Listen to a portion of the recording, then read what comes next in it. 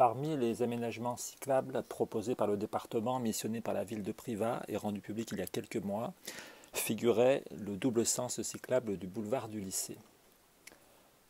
Les travaux pour cet aménagement avaient été annoncés et prévus pour l'été 2021. À l'automne de cette même année, rien n'a été fait et ce projet semble maintenant pas abandonné, mais en tout cas repoussé et qualifié maintenant de compliqué. Et donc nous vous proposons aujourd'hui une déambulation sur ce site faite avec un ingénieur d'études pour essayer d'évaluer, d'identifier les contraintes, les difficultés et la faisabilité d'un tel chantier. Dans la partie en amont du lycée, deux options sont possibles. La première qui consiste à ne rien détruire et qui par conséquent aura le coût le plus faible. Et la seconde option qui consisterait à détruire le trottoir de droite que nous explorerons dans la deuxième partie de cette vidéo. Donc première option, on conserve les deux trottoirs et donc par contre on supprime les stationnements côté sud. Alors bien entendu on va nous opposer le fait que le stationnement pose déjà problème au niveau du lycée, où le parking devant le Paul Maurice Gounon est souvent saturé, celui de Cap Azur l'est maintenant aussi souvent. Alors supprimer ce stationnement, bien sûr, est simple, il suffit d'effacer la peinture au sol et de construire côté nord, le long du trottoir, une bande ou une piste cyclable étant bien entendu avec la séparation du trafic plus sécurisée et plus sécurisante pour les cyclistes. Alors bien sûr, au-delà de la réduction des coûts de construction de ce double sens cyclable, cette option qui supprime les stationnements voitures peut paraître quelque chose de radical et de négatif pour les automobilistes. On peut aussi le voir avec une autre perspective, c'est-à-dire pour avoir un report modal des déplacements. Si le stationnement devient encore plus compliqué autour du lycée, eh bien, certains usagers vont modifier leur mode de déplacement et vont se tourner soit vers la marche, soit vers le vélo, soit vers les transports en commun, soit vers le covoiturage. Donc ça serait aussi une manière alors d'encourager, peut-être de manière effectivement un peu abrupte au début, d'encourager donc le changement de déplacement pour notamment les personnels du lycée, en tout cas ceux qui habitent dans un périmètre, c'est-à-dire autour de 4 à 5 km autour du lycée, et donc se rendre au lycée avec un autre mode de transport. Actuellement, par exemple, une quinzaine de personnes viennent au lycée à vélo, eh bien, ils libèrent par conséquent 15 emplacements de parking, ce qui est quand même loin d'être négligeable. Donc, cette trentaine de places qui seraient supprimées, forcément, obligerait une trentaine de personnes à avoir un report modal de leur déplacement. Et donc, dans une deuxième partie, on va voir la deuxième option qui, elle, requiert beaucoup plus de travaux et forcément un coût plus élevé de construction.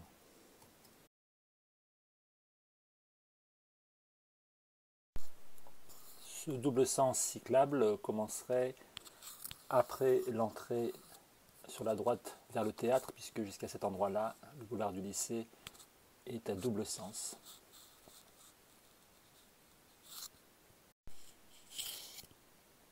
Il faudra bien entendu raboter le trottoir sur l'ensemble du boulevard et décider s'il s'agit d'une bande cyclable ou d'une piste cyclable, une piste étant séparée du reste de la chaussée par une bordure chanfreinée. Et là, la décision doit être prise. On voit qu'il y aura aussi le problème des réseaux. On voit un poteau sur la droite. L'idéal serait évidemment l'enfouissement de l'ensemble des réseaux, qu'ils soient électriques et de télécommunications. Il y aura aussi à rabaisser tous les tampons.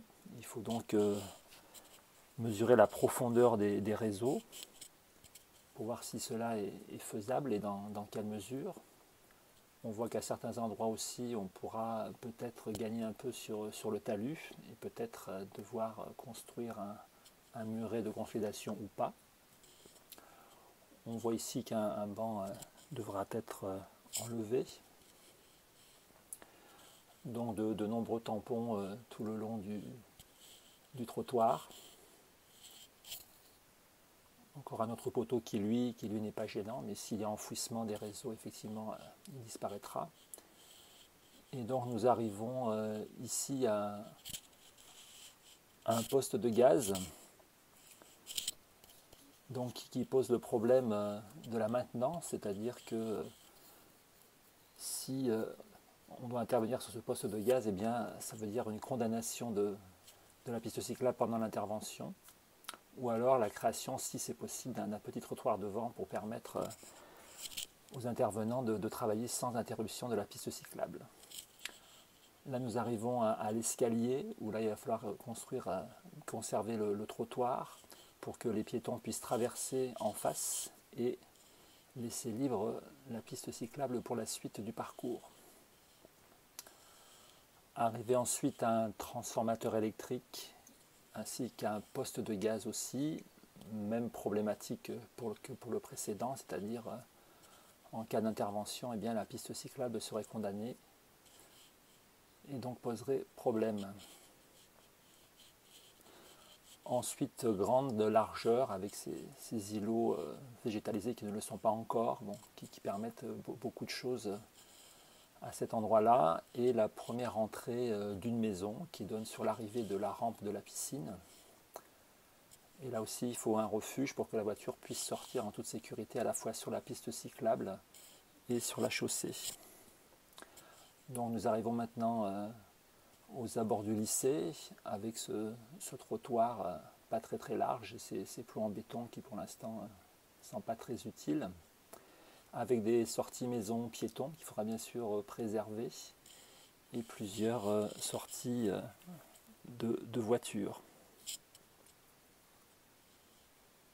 Donc là nous remontons le boulevard du lycée et nous atteindrons bientôt l'entrée récemment rénovée du lycée. Donc on va voir qu'il y a des bancs sur le côté. Une alcôve a été créée côté lycée justement pour que les lycéens ne traversent plus la rue et restent dans l'enceinte du lycée. Donc cette alcôve est en cours d'aménagement, ce qui veut dire que d'ici quelques temps il n'y aura plus ni banc ni poubelle de ce côté et donc l'espace sera libéré. On peut s'interroger bien sûr sur la suite de cette piste cyclable. Donc le but c'est qu'elle aille jusqu'au pôle Maurice Gonon pour que, y compris les gens qui y travaillent, puissent s'y rendre à vélo. Donc elle serait destinée à la fois aux lycéens, au personnel du lycée, mais aussi aux personnes travaillant au pôle Maurice Gonon. Mais ça serait aussi une transversale qui permettrait de relier le centre-ville à la piste cyclable qui est en projet boulevard de Past. Ce qui contribuerait à une véritable politique du vélo cohérente, c'est-à-dire non pas de faire des aménagements un peu épars et sans cohérence, mais au contraire des aménagements cyclables qui sont interconnectés. Une cohérence aussi par rapport au projet de piste cyclable pour le collège, ça veut dire qu'un collégien qui aura pris l'habitude de se rendre à vélo à l'école eh bien, continuera à le faire quand il sera lycéen. Donc ça aussi c'est une deuxième cohérence. Et ça veut dire aussi que si Priva veut effectivement que le vélo se développe, eh bien, il faut qu'il y ait un maximum d'aménagements cyclables selon bien sûr les possibilités techniques et non pas du saupoudrage. Alors bien sûr on voit que ce double sens cyclable boulevard du lycée requiert des travaux assez importants et probablement assez coûteux qui peuvent être en partie bien sûr subventionnés. Donc c'est effectivement pas simple, mais on voit que quand même la faisabilité est réelle, même si elle demandera bien sûr une étude poussée, et le département l'avait mis dans ses propositions d'aménagement cyclable, donc on imagine que cette première étude a déjà conclu que ce double sens cyclable était tout à fait réalisable.